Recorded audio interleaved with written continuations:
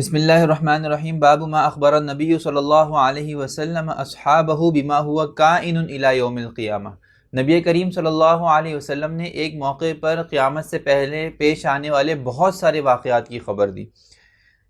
حدیث میں آتا ہے کہ عن ابی سعید الخدری رضی اللہ تعالی عنہ قال صلی بنا رسول اللہ صلی اللہ علیہ وسلم یوما صلاة العصر بنہار ثم قام خطیبا فلم یدع شیئا یکون الی قیام الساعة الا اخبرنا به۔ نبی کریم صلی اللہ علیہ وسلم نے ایک مرتبہ ہمیں نماز عصر پڑھائی، اور عصر کی نماز پڑھانے کے بعد آپ صلی اللہ علیہ وسلم خطبہ دینے کے لیے کھڑے ہو گئے۔ یہ بات ذہن میں رکھیے گا کہ عام طور پہ آپ صلی اللہ علیہ وسلم کا معمول نہیں تھا کہ عصر کے بعد کھڑے ہوں اور اس وقت خطبہ دیں۔ فلم یدع شیئا یکون الی قیام الساعة الا اخبرنا به، کوئی چیز نہیں چھوڑی جو قیامت کے دن تک پیش آنے والی ہو مگر اللہ کے رسول نے ہمیں اس دن اس کے بارے میں بتایا۔ یہاں مراد جو اشراط الساعہ ہے یعنی قیامت کی علامات ہے، ان میں علامات الکبریٰ ہیں کہ اللہ کے رسول صلی اللہ علیہ وسلم نے اس دن بڑی بڑی علامات تمام کی تمام ہمیں بتائیں۔ اچھا، فرمانے کہ حفظہ من حفظ و نسیہ من نسیہ، چونکہ بہت ساری علامات بتائی تھیں، بہت سارے لوگوں نے بہت ساری باتیں یاد رکھیں اور بہت سارے لوگ بہت ساری باتیں بھول گئے۔ فکان فیما قال ان الدنیا خضرۃ حلوۃ وان اللہ مستخلفکم فیہا،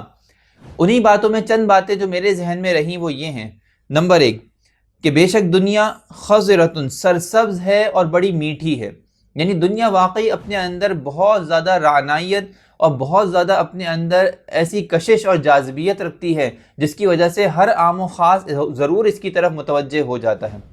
عوام تو بہت زیادہ دنیا کی طرف متوجہ ہوتے ہیں، اکثر خواص بھی دنیا کی طرف متوجہ ہو جاتے ہیں دنیا کی کشش اور جاذبیت کی وجہ سے۔ وَإِنَّ اللَّهَ مُسْتَخْلِفُكُمْ فِيهَا، اور اللہ تعالیٰ تمہیں اس کے اندر خلیفہ بنائیں گے۔ یعنی آج تو ہو سکتا ہے تمہارے پاس دنیا اس تعداد میں یا اس مقدار میں نہ ہو، تم قحط کے عالم میں ہو، تم بہت زیادہ تنگ دستی کے عالم میں ہو، لیکن ایک وقت آئے گا کہ قیصر و کسریٰ کے دربار تم فتح کر لو گے، دنیا اپنے منہ تمہارے اوپر کھول دے گی، یعنی دنیا کے خزانے جب تمہارے پاس آ جائیں گے تو پھر اصل تمہارا امتحان شروع ہوگا کہ تم ان خزانوں کے اندر اللہ تعالیٰ کی حکموں کی رعایت رکھتے ہو یا تم عیاشی کی راہ پہ چل پڑتے ہو۔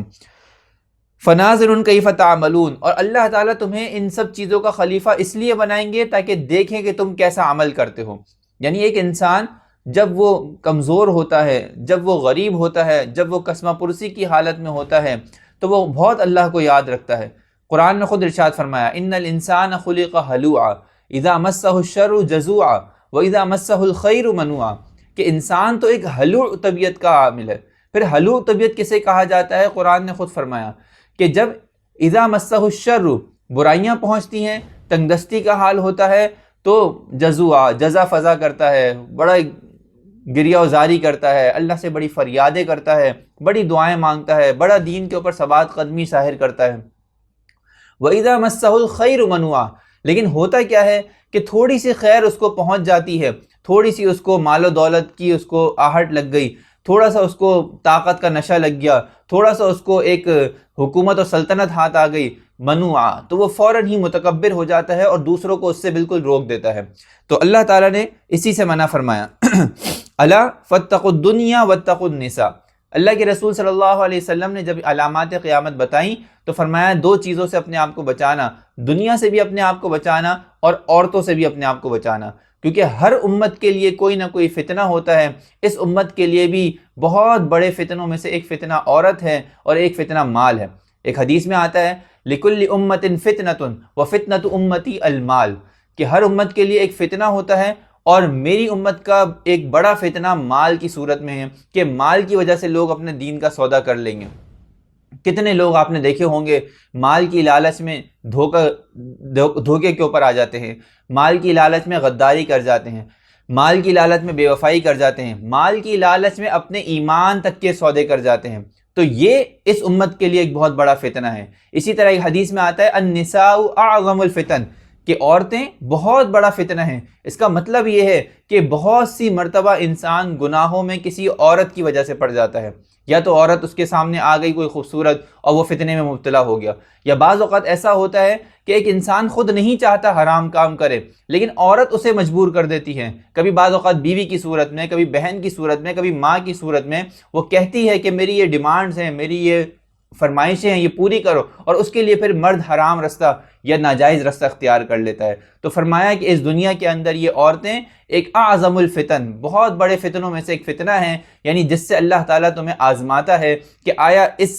آزمائش میں یہ کامیاب ہوتا ہے یا ناکام ہوتا ہے۔ خبردار کسی آدمی کی ہیبت تمہیں حق بات کہنے سے نہ روکے، یعنی اگر تم جانتے ہو کہ ایک معاملے میں ایک آدمی حق پر ہے اور دوسرا باطل پر ہے، تو صرف اس آدمی کی رعایت رکھنے کے لیے یا اس آدمی کے خوف سے یا اس آدمی سے کسی بھی قسم کے لالچ کی وجہ سے تم حق بات کہنے سے نہ روکو، یعنی حق بات کے اوپر تمہیں ثابت قدم رہنا یہ تمہاری آزمائش ہے۔ قال فبكى ابو سعید رضی اللہ تعالی عنہ فقال وقد واللہ رأینا اشیاء فہبنا۔